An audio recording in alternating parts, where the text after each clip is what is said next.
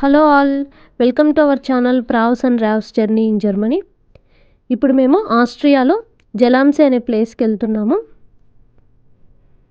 ఇక్కడ కూడా winter activities ఉన్నాయి. స్కీయింగ్, స్లెడ్జింగ్, స్నోబోర్డింగ్ ఇవన్నీ ఉన్నాయి.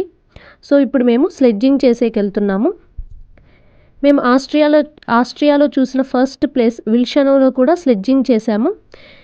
ఆ విల్షనో వీడియో ఇంకా ఎవరైనా చూడకపోతే పైన ఉన్న లింక్ని ప్రెస్ చేసి చూసేయండి.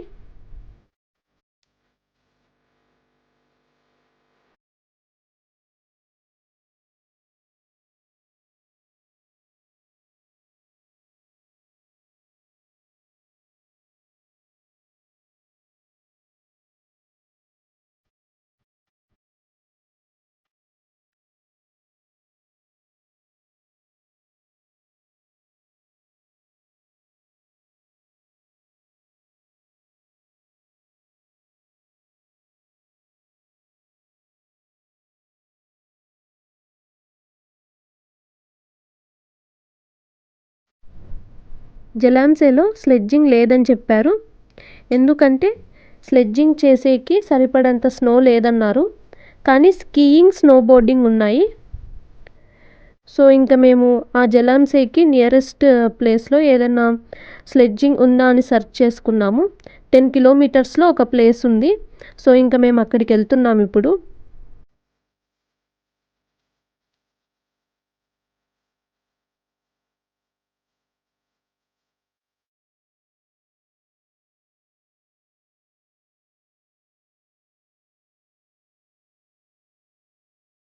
ఇదే మేము గూగుల్లో సెర్చ్ చేసిన ప్లేస్ స్లెడ్జింగ్ కోసం.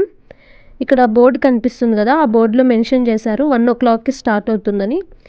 మేము 11:30కే వచ్చాము. ఆల్మోస్ట్ 1 hour వెయిట్ చేసాము. ఇక్కడ పాత్ కనిపిస్తుంది కదా, ఇదే స్లెడ్జింగ్ చేస్తూ వస్తాం మనం పైన నుంచి. ఫస్ట్ మేము పైకి ట్రాక్టర్లో వెళ్తాము. ఈ స్లెడ్జింగ్ టికెట్ ప్రైస్ వచ్చేసి 12 euros per person. మేము ట్రాక్టర్లో 3 kilometers పైకి వెళ్ళాము. ఇలా అందరినీ ట్రాక్టర్లో ఎక్కించారు. ఆల్మోస్ట్ 30 to 40 members ఉంటాము.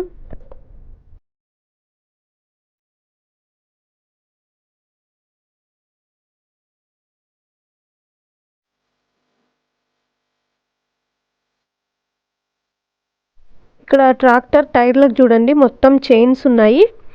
ఈ ట్రాక్టర్లో కొండపైకి వెళ్ళేటప్పుడు రోడ్ మీద స్నో ఉన్నా కూడా స్కిడ్ అవ్వకోకుండా ఇలా చైన్స్ కట్టారు. ఇక్కడ స్లెడ్జెస్ ఉన్నాయి కదా, మనం ఇక్కడ టికెట్ చూపించి తీసుకొని మన స్లెడ్జింగ్ అయిపోయిన తర్వాత మళ్ళీ మనం కింద పెట్టేయాలి.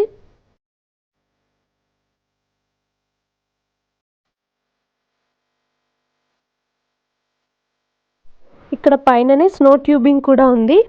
ముందు ఈ స్నో ట్యూబింగ్ చిన్నపిల్లలకు మాత్రమే అనుకున్నాము, కానీ పెద్దవాళ్ళు కూడా వెళ్తుంటే సో మేము కూడా ట్యూబ్స్ని తీసుకొని పరిగెత్తాము. సేమ్ మన జారే బండలాగా ఉంటుంది. ఏమంటే ఇలా ట్యూబ్ మీద కూర్చొని స్లైడ్ అవుతాము.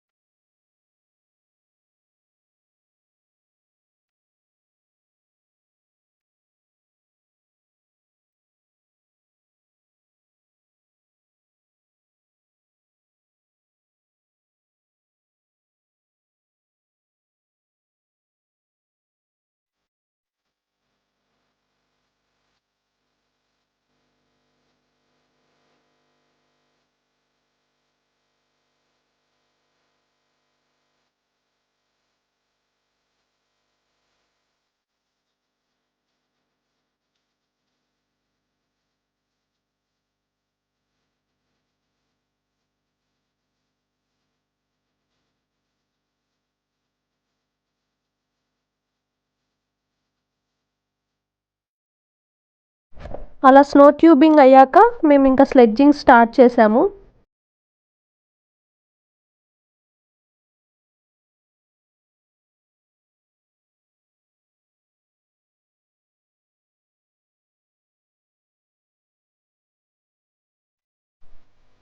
ఇలా స్లెడ్జింగ్ అయిపోయిన తర్వాత స్లెడ్జెస్ అన్నీ వాళ్ళకిచ్చేసి వియన్నాకి స్టార్ట్ అయ్యాము.